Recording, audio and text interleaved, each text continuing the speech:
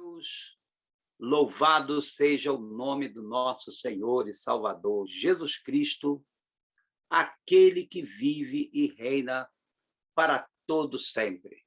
Quem vos fala é o seu amigo, pastor Venilton de Jesus, falando diretamente aqui da região serrana, na cidade de Teresópolis, no Rio de Janeiro, aí para os irmãos do Arizona, para os irmãos da Califórnia, para os irmãos de Miami e alguns irmãos do Brasil que nos acompanham.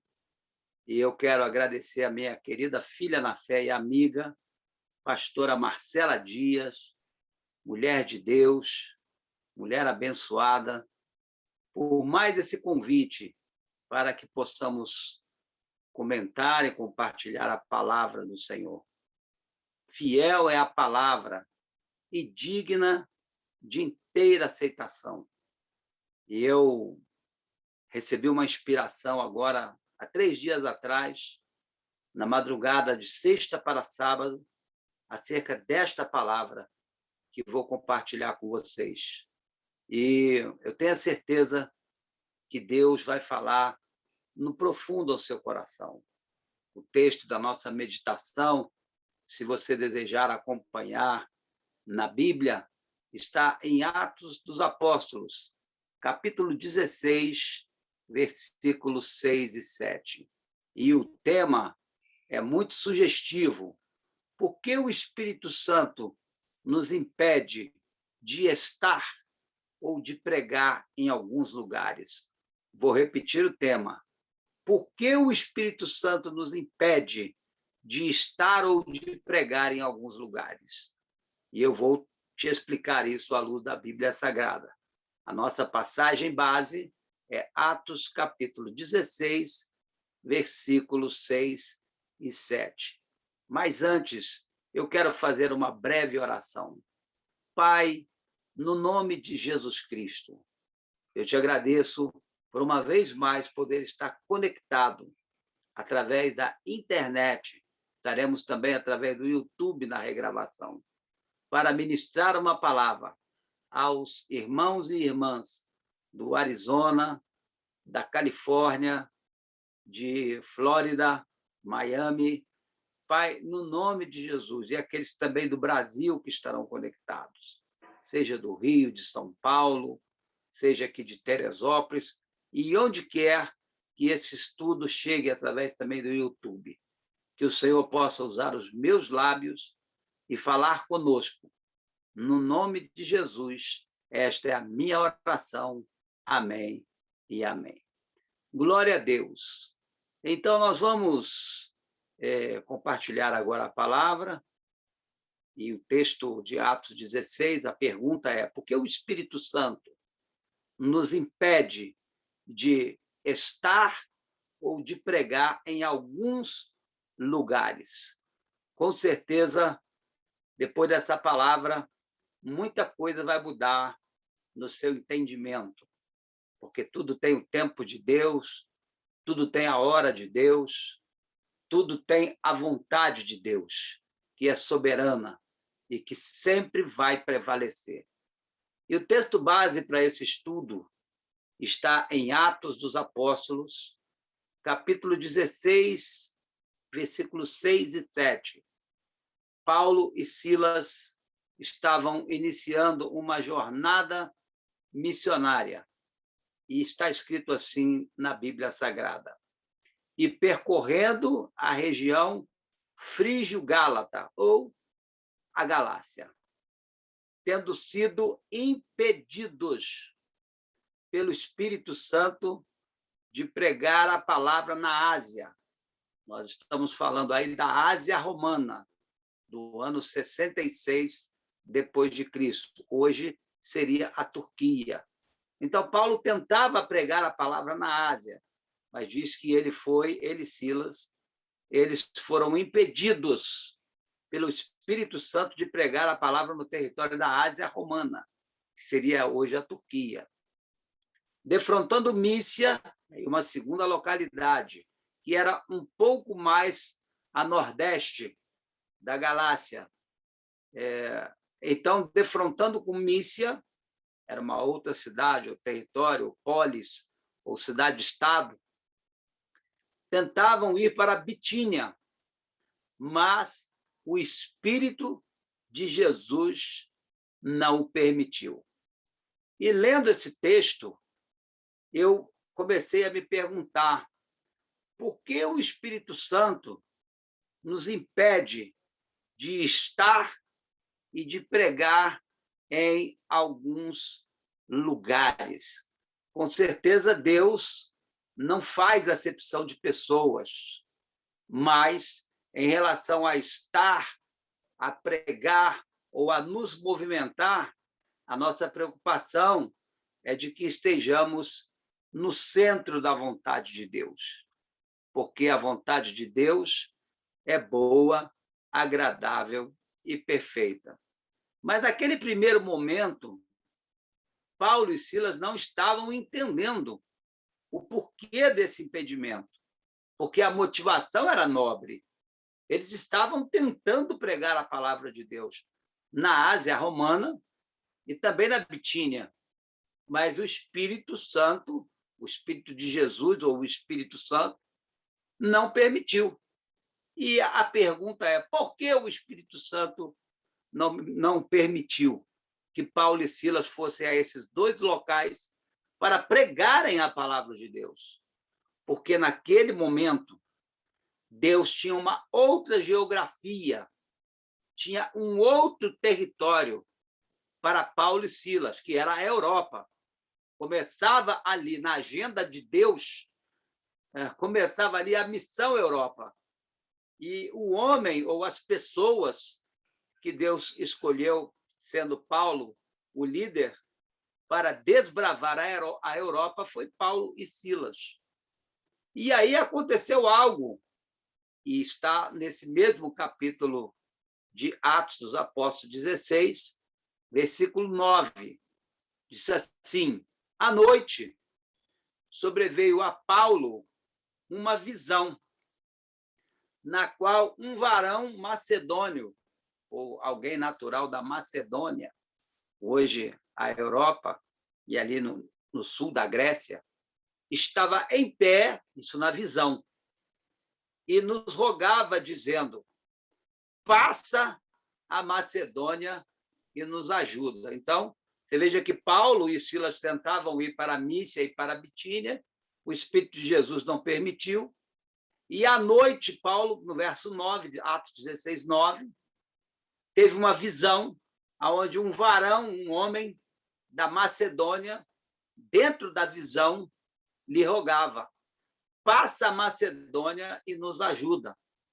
E diz o versículo 10 de Atos 16, que assim que teve a visão, imediatamente procuramos partir, no caso Paulo e Silas, para aquele destino. Eles estavam em Troade, e o interessante é que eu fiz alguns estudos paralelos, e era de Troade. Troade era uma região próxima ao mar, tem até o mapa aí no esboço da palavra que eu coloquei no meu blog, e era de Troade que saíam as embarcações em direção à Macedônia. E exatamente ali em Troade é que estavam as embarcações que saíam em direção à Macedônia. E diz o texto que assim que teve a visão, imediatamente procuramos partir para aquele destino. Qual destino? A Macedônia. Concluindo que Deus nos havia chamado para lhes anunciar o Evangelho. Essa é uma passagem espetacular, porque mostrou que Deus interferiu nos planos e propósitos de Paulo e Silas por um propósito maior, porque sua vontade, além de ser boa, agradável e perfeita, é soberana. Lá no livro de Isaías, no capítulo 55, no versículo 8 e 9, está escrito: porque os meus pensamentos não são os vossos pensamentos, diz o Senhor, e os meus caminhos não são os vossos caminhos. Porque assim como os céus são mais altos do que a terra, assim são os meus pensamentos e os meus caminhos mais altos que os vossos pensamentos e os vossos caminhos. Então, veja que coisa maravilhosa. Deus frustrou o plano de Paulo e Silas de pregarem a palavra na Bitínia e na Mícia, porque naquele momento Deus tinha uma outra geografia para o apóstolo Paulo e Silas, e essa geografia era a Macedônia. E algumas geografias ou alguns territórios não nos serão dados. Eu, por exemplo, muitos locais eu gostaria de ir e de estar, mas Deus não me permitiu. Deus entregou esta geografia para outra pessoa. Então, isso é um verdadeiro mistério. Algumas geografias não nos serão dadas, mas outras geografias serão o nosso destino. E eu posso dizer para você que isso eu coloco na conta dos altos mistérios de Deus e da vontade soberana do Senhor. E aí eu quero falar um pouco do local que Deus mandou Paulo, porque a Macedônia, ela lembra quem? Ela lembra Alexandre o Grande. Alexandre o Grande, filho do rei Filipe II da Macedônia, ele que era o Alexandre III, veio a se tornar Alexandre o Grande, que viveu 400 anos antes do apóstolo Paulo. Então, Alexandre o Grande foi talvez um dos maiores conquistadores que o mundo já viu, porque num espaço de 13 anos, para ser mais preciso, alguns falam 10, outros falam 15, mas no espaço de 13 anos, Alexandre Magno, ou Alexandre o Grande, ele conquistou todo o mundo. E eu estou falando, ele conquistou a Babilônia, ele conquistou a Pérsia, ele conquistou o Egito. Lá no Egito, ele fundou uma cidade com o seu próprio nome, chamada Alexandria. Lá foi construída uma das maiores bibliotecas de todos os tempos. Alexandre, que foi criado aos pés de Aristóteles e construiu um império. Ele era um estrategista militar. Ele foi preparado para o seu pai, que numa traição de família foi assassinado, e Alexandre foi forçado a assumir o governo com cerca de 20 anos de idade. E ele foi conquistando, tentou conquistar a Índia, mas não conseguiu. E aí, na viagem de volta para casa, por volta de 323 a.C., isso aconteceu 400 anos antes do apóstolo Paulo, ele deu uma passada novamente pela Babilônia, e ali alguns historiadores contam de que ele se assentou no trono que fora de Nabucodonosor, e pouco tempo depois ele contraiu uma enfermidade, uma febre misteriosa, e ele foi minguando, e ele veio a óbito. E, nesta altura, Alexandre o Grande já tinha conquistado o mundo inteiro. E o Império da Macedônia era o império que dominou o mundo, inclusive venceu os persas. E isso deu uma fama mundial para Alexandre o Grande. Mas após a sua morte, que aconteceu 400 anos antes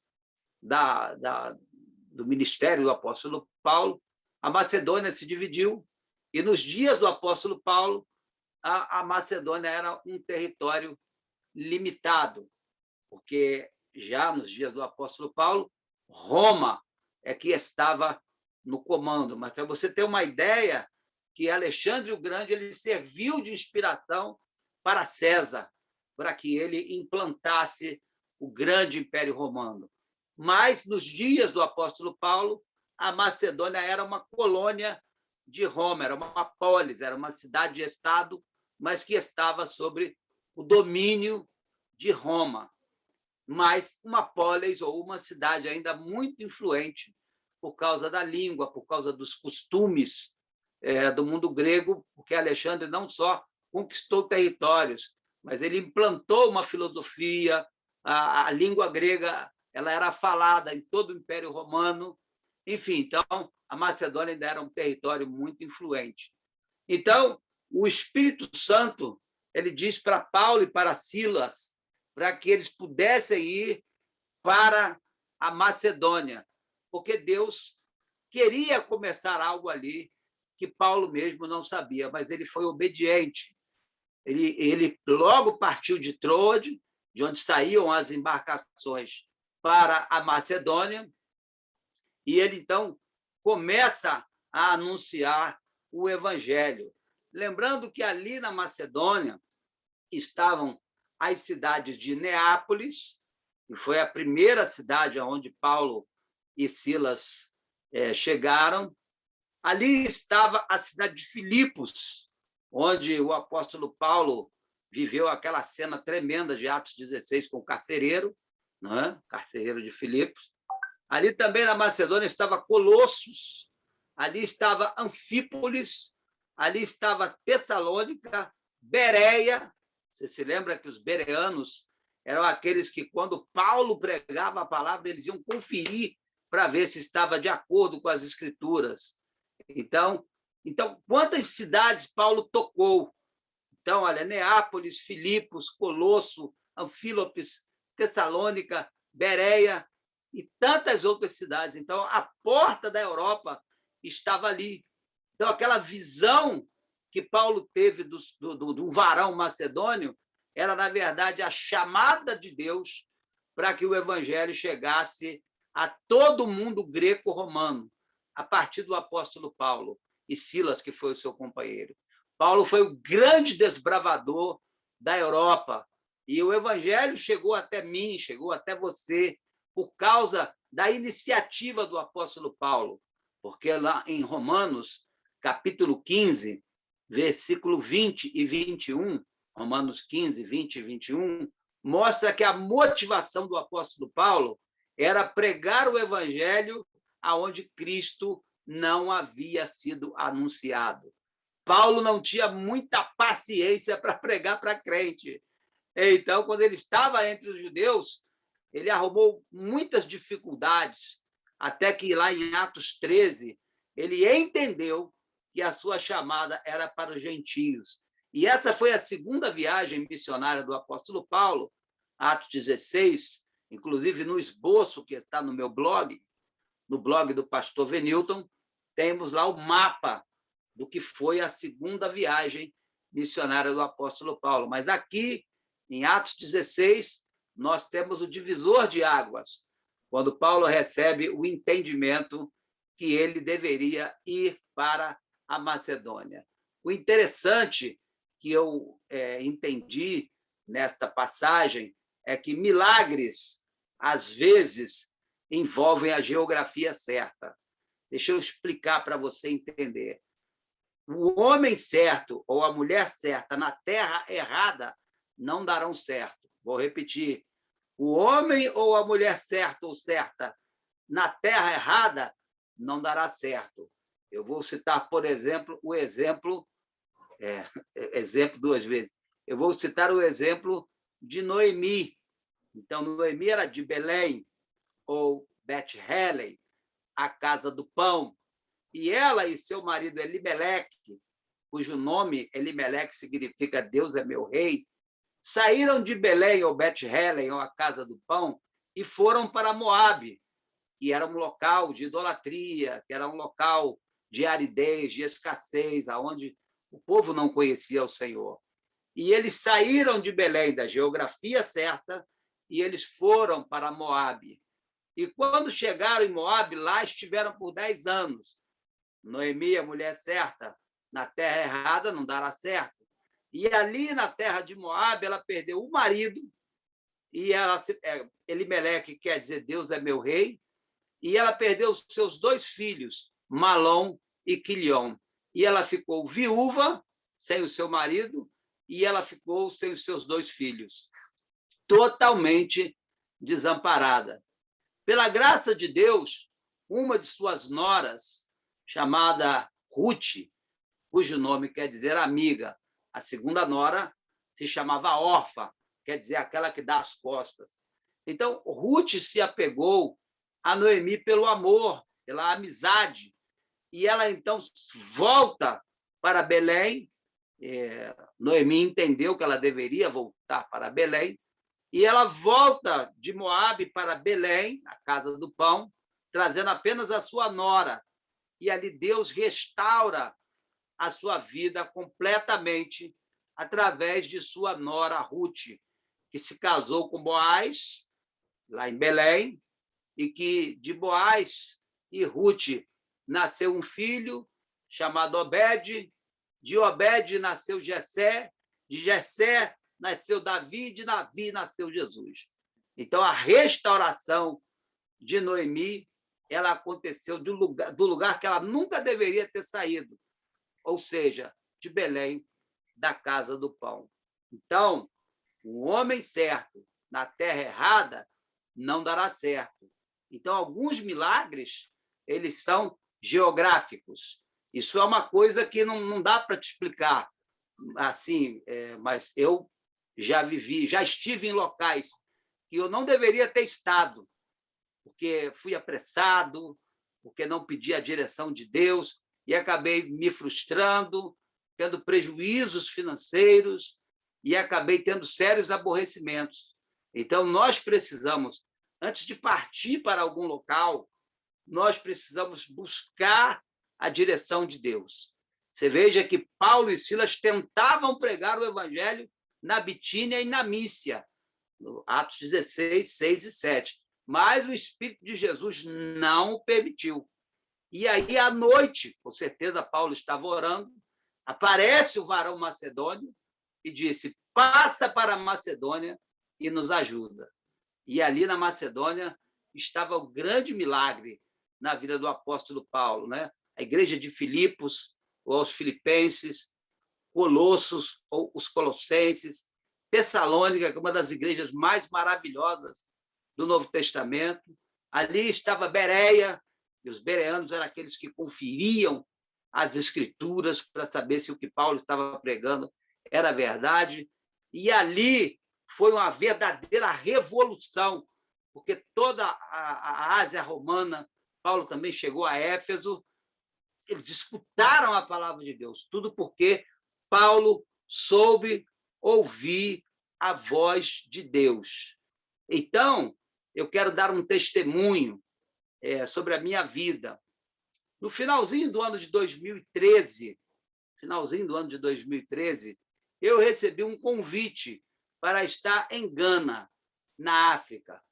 E a proposta era de que eu lá pregasse a palavra, evangelizasse, e ia ter tradutor e tal, nós íamos ganhar almas para Jesus.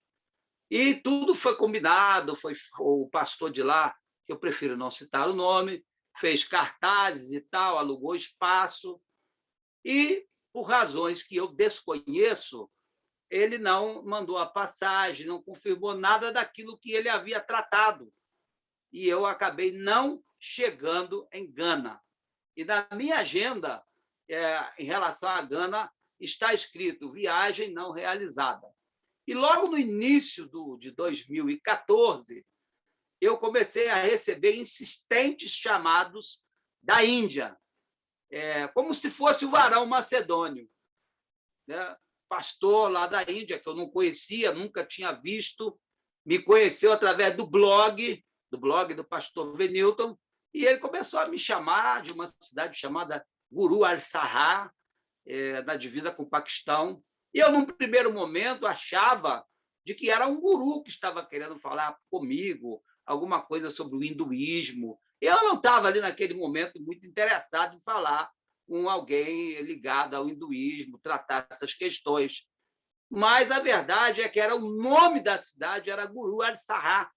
E quem estava me chamando era um pastor, até que eu resolvi aceitar esse pastor no Facebook, e nós começamos a conversar em inglês. Meu inglês é limitado, é mais para conversar e me comunicar, mas começamos a conversar, e ele me mandou as fotos da igreja dele. E quando eu vi, eles estavam se reunindo na chuva, era um grupo pequeno, de aproximadamente 70 pessoas, mas algo me chamou a atenção, porque eles estavam com a bandeira de Israel no altar. E eu, assim, quando vi aquela bandeira de Israel, eu fiquei todo arrepiado. Eu falei, caramba! E o nome da igreja deles lá é Nova Jerusalém, o New Jerusalem Church. Eu falei, caramba, como que alguém na Índia, num local onde 85% da população é hinduísta, 10% elas seguem o Islã, e o cristianismo é apenas 1% na Índia, entre 1 bilhão e 300 milhões na época de habitantes. Eu falei, mas como que alguém levanta uma bandeira de Israel na Índia? E como que alguém coloca o nome da igreja de Nova Jerusalém na Índia? E aquilo, para mim, foi assim, é como se fosse uma confirmação de um chamado, de que eu não deveria estar em Gana. Então, o meu plano era ir para Gana, assim como Paulo tentava ir para Mísia e para Bitínia. Mas na agenda de Deus estava escrito de que eu deveria estar não em Gana, mas na Índia. E eu cheguei na Índia em abril de 2014, pela primeira vez, e ali foi um mover muito grande. E eu me lembro que o pastor Vijay Paul me leva a um terreno imenso, lá em Guru Al-Sahar, na divisa com o Paquistão, e ele falou assim para mim, God promised, send me one man for help me. Deus me prometeu que ia me enviar um homem para me socorrer. E esse socorro era justamente sobre abrir uma igreja, porque eles estavam se reunindo no tempo, na chuva, e uma dificuldade muito grande. E aquilo me sensibilizou profundamente, porque o terreno tinham só os tijolos, tinham mais de 20 mil tijolos, e o terreno vazio, e o povo todo lá se reunindo na chuva, e tinha apenas uma capelinha para 70 pessoas, no máximo. E aí ele falando, né, God promised send me one man for help me. E eu falei, não, Senhor, não, eu vim aqui só para visitar e tal, para pregar, para fazer uma campanha evangelística. Mas Deus falou no meu coração que eu era o homem que deveria ajudar o pastor da Índia a construir a igreja. E nisso entrou a pastora Marcela, que também mobilizou aí no Arizona alguns irmãos aqui de Teresópolis, do Rio de Janeiro, enfim, de Boston, aí nos Estados Unidos, começaram a nos ajudar. E nós, então, começamos a construir uma obra muito grande lá na Índia.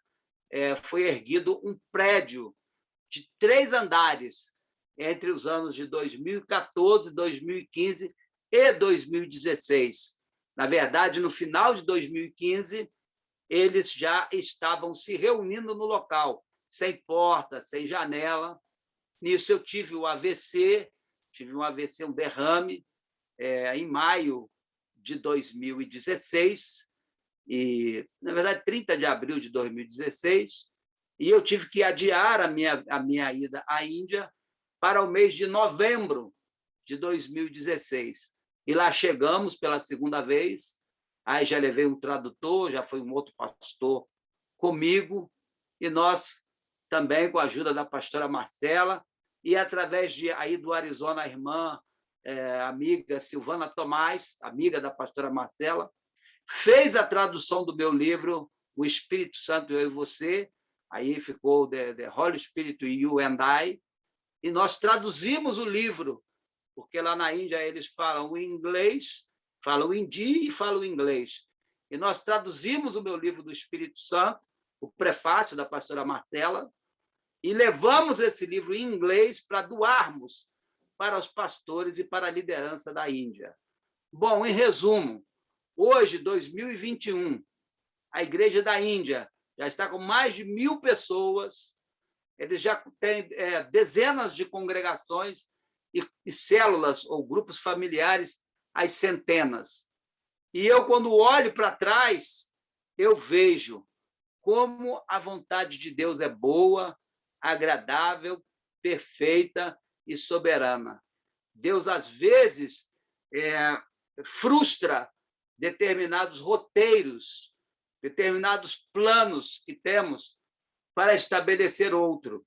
Então, nós devemos estar atentos quando Deus fecha alguma porta, quando Deus não permite que você faça algo, mas é porque os planos dele são maiores, são melhores, e a vontade de Deus é boa, agradável e perfeita.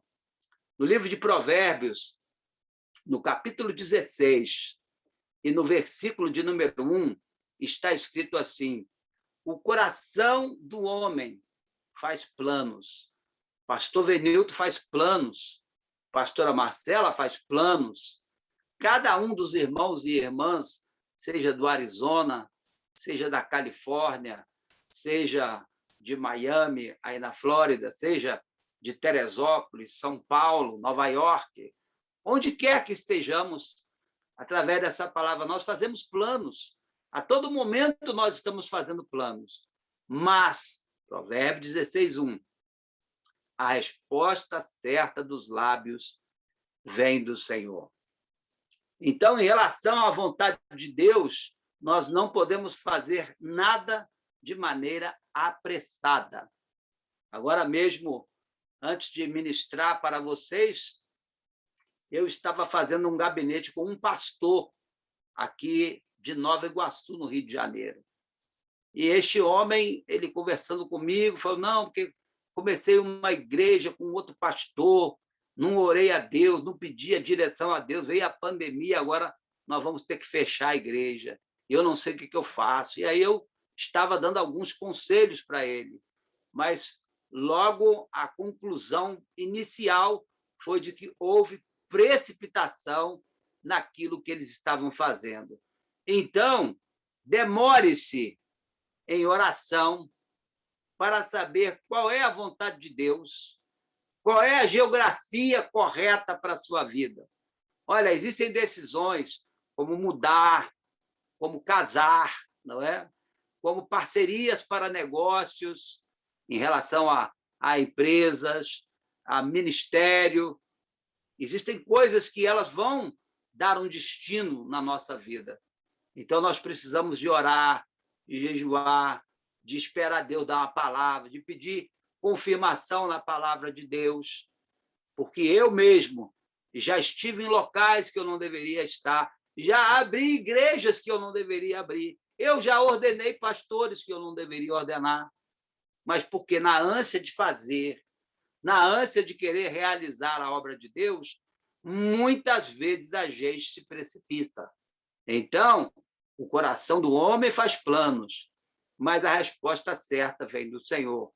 Você veja que nós começamos falando que Paulo e Silas tentavam ir para Mísia e para Bitínia, Atos 16, 6 e 7.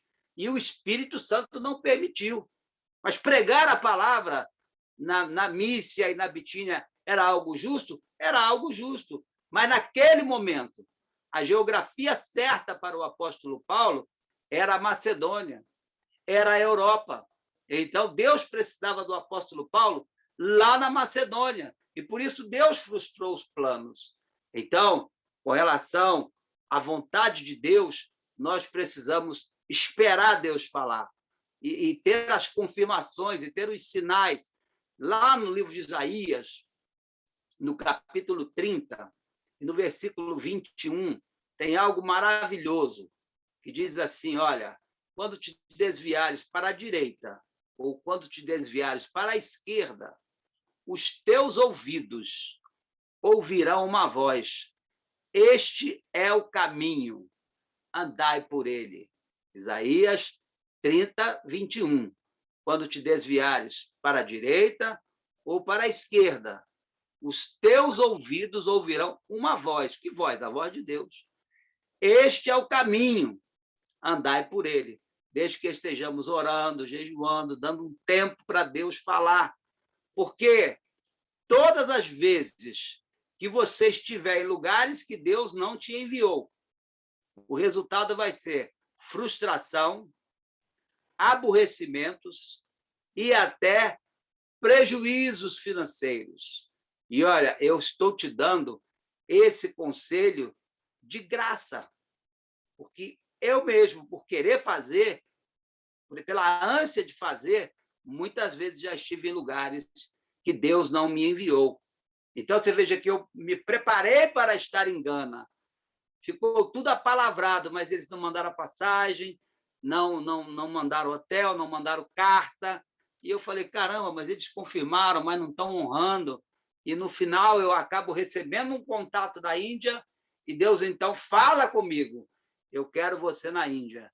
E eu estive lá 2 vezes, 2014, 2016, e nesse período nós conseguimos levantar um templo para a glória de Deus, pessoas estão sendo salvas, e ali no norte da Índia, na divisa com o Paquistão, a palavra de Deus está assim fazendo um grande efeito. E interessante que eu falava isso no domingo, dando esse testemunho pelo Facebook, e na hora que eu estava falando, o pastor Vijay Paul, lá da Índia, entrou na live, no domingo agora, antes de ontem, confirmando tudo aquilo que eu estava falando. Então, foi uma coisa muito bonita. E aí vem uma pergunta, pastor, como saber a vontade de Deus para a minha vida? É uma pergunta importante para ser respondida. Em primeiro lugar, você precisa se demorar em oração para que Deus fale com você. E a vontade de Deus, que é boa, que é agradável, que é perfeita, ela também traz paz no coração. Então, há aquela sensação de paz no nosso coração, que a paz do Senhor guardará o nosso coração e a nossa mente. Outra coisa, que Deus não se mete, Deus não se envolve em projetos egoístas. Deus não financia projetos egoístas. Quando uma visão é de Deus, ela sempre vai favorecer uma família, uma cidade, uma nação. A visão de Deus sempre envolve salvação de almas. A visão de Deus não tem nada a ver com lucro. Eu vou abrir uma igreja, eu vou abrir um ministério e vou ter lucro. Nada disso. Isso aí é a visão de Balaão. Então, a visão de Deus, ela sempre traz salvação de almas, ela sempre traz o bem-estar coletivo. A visão de Deus, ela traz cura. A visão de Deus, ela restaura famílias, restaura cidades, restaura até mesmo nações. Então, nós precisamos estar atentos, porque o nosso coração faz planos, mas a resposta certa dos lábios vem do Senhor. Mas um dos sinais mais fortes de que uma visão é de Deus é que pessoas vão se apresentar para lhe ajudar. Vou repetir. Um dos grandes sinais que uma visão é de Deus é que pessoas vão se apresentar dos mais diversos lugares para te ajudar. E isso está escrito lá no Salmo 18, Salmo, aliás, 118, desculpa, versículo 7, quando Davi disse: eu vejo que Deus é comigo por causa das pessoas que me ajudam. Olha que palavra forte. Então, Davi, que era um homem segundo o coração de Deus, ele concluiu que Deus era com ele por causa das pessoas que se apresentavam para ajudá-lo. Então, ele disse lá no Salmo 18, versículo 7, então, vejo que Deus é comigo por causa daqueles que me ajudam. Salmo 18, versículo 7. Então, quando uma visão é de Deus, pessoas vão se apresentar para lhe ajudar, de lugares que você sequer imaginava. E outra coisa, quando uma visão é de Deus, a provisão virá. O que é provisão? A palavra provisão, ela é uma junção de pró e de visão. Provisão quer dizer provimento ou provisão para se fazer a visão. Gostaram? Provisão, provisão, recursos para se fazer a visão. O Dr. Miles Monroe, um dos meus mentores, saudoso Dr. Miles Monroe, falecido em 2014, num acidente aéreo, mas ele me ensinou algo, que os reis e os camelos virão de longe, trazendo ouro, incenso e mirra para o sonho de Deus chamado Messias na manjedoura de Belém. Por quê? Porque em Mateus 2, do 9 ao 11, Mateus 2, do 9 ao 11, os reis do Oriente vieram de longe, de outro continente, trazendo ouro, incenso e mirra, Mateus 2, do 9 ao 11, para o Messias da manjedoura, que nasceu na manjedoura de Belém. Então, quando a visão é de Deus, pessoas vão te ajudar e pessoas virão de longe para trazer a provisão. Você veja que quando Salomão começou a construir o templo, Hirão, rei de Tiro, mandou a madeira necessária para que ele pudesse construir o templo. Então, pessoas vão se apresentar, os camelos virão de longe, trazendo ouro, incenso e mirra. Em Isaías 45, do 1 ao 4, a Bíblia diz que Deus levantou Ciro da Pérsia, a Pérsia é onde hoje está o Irã. Deus levantou Ciro para que ele mandasse Israel de volta para casa, mas ele também liberou os recursos para a reconstrução da cidade de Jerusalém. E lá, Isaías 45, do 1 ao 4, está escrito assim: assim diz o Senhor a Ciro, meu ungido. Mas Ciro era um rei pagão, mas ele estava ungido para ajudar os judeus a reconstruir a cidade de Jerusalém. E o Senhor fala, ali, Isaías 45, do 1 ao 4, assim diz o Senhor a Ciro, meu ungido, eu vou lhe dar as riquezas encobertas e os tesouros escondidos, ainda que você não me conhece, mas eu estou fazendo isso por amor a Israel. Olha que coisa forte. Então, Deus levanta Ciro, né? Ele conquista o mundo inteiro através do Império da Pérsia e ele manda Israel de volta para casa, mas ele libera aquilo que Deus havia lhe dado, riquezas encobertas e tesouros escondidos. Então, quando uma visão é de Deus, pessoas vão se apresentar para te ajudar, mas também Deus vai mandar a provisão. Nunca faltarão recursos ou pessoas para se executar uma legítima visão de Deus, porque a glória de Deus é encobrir as coisas. Isso aí eu aprendi com o pastor Barné, aí no Arizona, em 2007, 2009, que eu estive com ele. Então, a glória de Deus é esconder os seus tesouros. Provérbios 25, versículo 2. Pessoas desprezíveis, lugares desprezíveis escondem milagres. Então, muitas vezes, nós perdemos um milagre de Deus porque nós não os procuramos onde Deus os guarda. Pequenas portas, lugares desprezíveis escondem milagres. Então, nós precisamos estar atento. Por quê? Porque Deus ele vai mandar pessoas para te ajudar, porque Deus vai mandar a provisão. E aí, entrando na rota da conclusão, é muito importante que você saiba que Deus não financia projetos egoístas. Está escrito lá em Tiago 4, do 2 e 3. Cobiçais e nada tendes, matais e invejais e nada podeis obter. Viveis a lutar e a fazer guerra. Nada tendes porque não pedis ou porque pedis mal.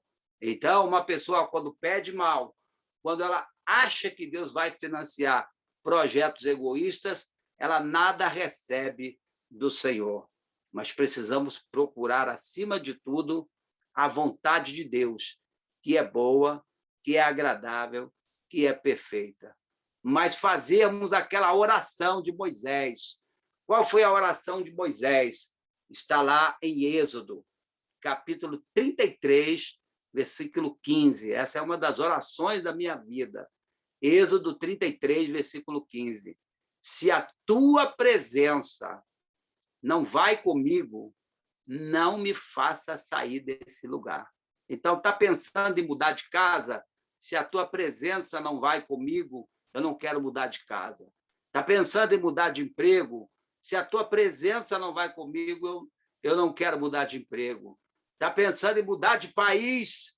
Senhor, se a tua presença não vai comigo, eu não quero sair deste lugar. Êxodo 33, 15. E também muitas pessoas, hoje, acabei de dar o testemunho, atendi a um pastor que abriu com outro pastor um ministério, achando que era de Deus, veio a pandemia e eles agora estão fechando as portas. Mas está aqui, ó, em Jeremias. Jeremias 23, versículo 21 e 22. Não mandei estes profetas. Eles, contudo, foram correndo. Não falei com eles, mas eles ainda, contudo, profetizam. Então, abrir um ministério é uma coisa muito séria. Você tem que estar, e aí eu dei o testemunho de como eu comecei, de como Deus me honrou, de como as coisas foram acontecendo. Então, quando Deus manda fazer algo, pessoas vão te ajudar, provisão vai aparecer. E hoje eu estava conversando com ele, ele falou, não, mas para abrir alguma coisa agora, eu vou precisar de um padrinho. Eu falei, você vai precisar de padrinho nada, rapaz. Você vai precisar do Espírito Santo. Não erre de novo. Você vai precisar que Deus te dê a direção clara. Então, a primeira coisa que você tem que fazer é resolver esse erro que vocês cometeram, e aí vai orar, meu irmão. Vai buscar a Deus. Eu fui franco com ele. Vai pedir a Deus a direção para que ele possa te dizer aonde você tem que estar. Ele, muito obrigado, pastor, glória a Deus. Então, e eu louvo a Deus. Por quê? Porque a gente tem que falar aquilo que as pessoas precisam ouvir, e não aquilo que elas querem ouvir. E, por último, espere os sinais de Deus.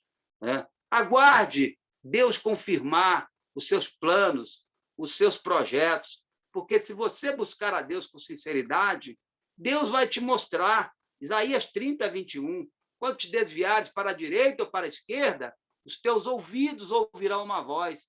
Este é o caminho, andai por ele. Então, Deus vai te dar a confirmação. E aí, no caso do apóstolo Paulo, houve uma coisa também fantástica. Lá no capítulo 13, quando ele começou as suas primeiras viagens missionárias, houve o envio da igreja. Diz assim a Bíblia, havia na igreja de Antioquia profetas e mestres. Entre eles estavam Barnabé, Simeão, Lúcio de Cirene, Manaém, Colasso de Herodes, olha que coisa linda, e Saulo, Atos capítulo 13, versículo 1. Atos 13, 2. Servindo eles ao Senhor, e orando e jejuando, disse o Espírito Santo, separai-me agora a Barnabé e a Paulo para a obra que os tenho chamado. Então, jejuando e orando, impondo sobre Paulo e Barnabé as mãos, os despediram. Esta foi a primeira viagem missionária. Já na visão de Troade, já foi a segunda viagem missionária, que já não foi mais Paulo e Barnabé, foi Paulo e Silas. Então, note que tudo começou com oração, com direção de Deus e direção do Espírito Santo. E que nós estejamos atentos para que Deus possa confirmar as obras das nossas mãos. E se buscarmos com sinceridade, Deus vai nos dar a direção certa e nós veremos o mover de Deus na nossa vida. Eu quero orar agora. Pai, no nome de Jesus, nesta noite, nós falamos para o Arizona, para a Califórnia, nós falamos para a Flórida, Miami, para o Brasil, Teresópolis, São Paulo, e vamos ainda falar na retransmissão pelo YouTube. Quantas pessoas, pastores, líderes, maridos, esposas, filhos, empresários, essa palavra pode ser aplicada sobre sociedade que você quer constituir. Pai, que esta palavra sobre decisões sentimentais que você tem que tomar, Pai, no nome de Jesus, que esta palavra seja um alerta, que esta palavra seja uma direção clara para esse irmão, para esta irmã, para este amigo, para esta amiga, para que eles possam agir dentro da tua vontade, que é boa, que é agradável, que é perfeita. Livra-nos, ó Pai, de errarmos, livra-nos de ir para lugares que o Senhor não deseja que estejamos. Livra-nos, ó Pai, de entrarmos em relacionamentos sentimentais que não foi Deus que preparou. Livra-nos, ó Pai, de entrarmos em sociedades e negócios que não foi Deus que preparou para nós, mas que estejamos prontos e com os ouvidos afinados para ouvirmos a tua voz. A minha oração é para que estejamos no centro da tua vontade, porque dentro da tua vontade não há fracasso e fora da tua vontade não há como termos sucesso. Mantenha-nos, ó Pai, dentro daquela oração de Moisés, de Êxodo 33:15. Essa é a minha oração. Se a tua presença não vai conosco, nós não queremos sair, partir ou sair de lugar algum. Mas se a presença de Deus é conosco, a gente pode fazer como Abraão. Vai para uma terra que eu ainda te mostrarei, Gênesis 12, e de ti eu farei uma grande nação. Que o Senhor possa nos treinar para que possamos ouvir a sua voz. Esta é minha oração, em nome de Jesus. Amém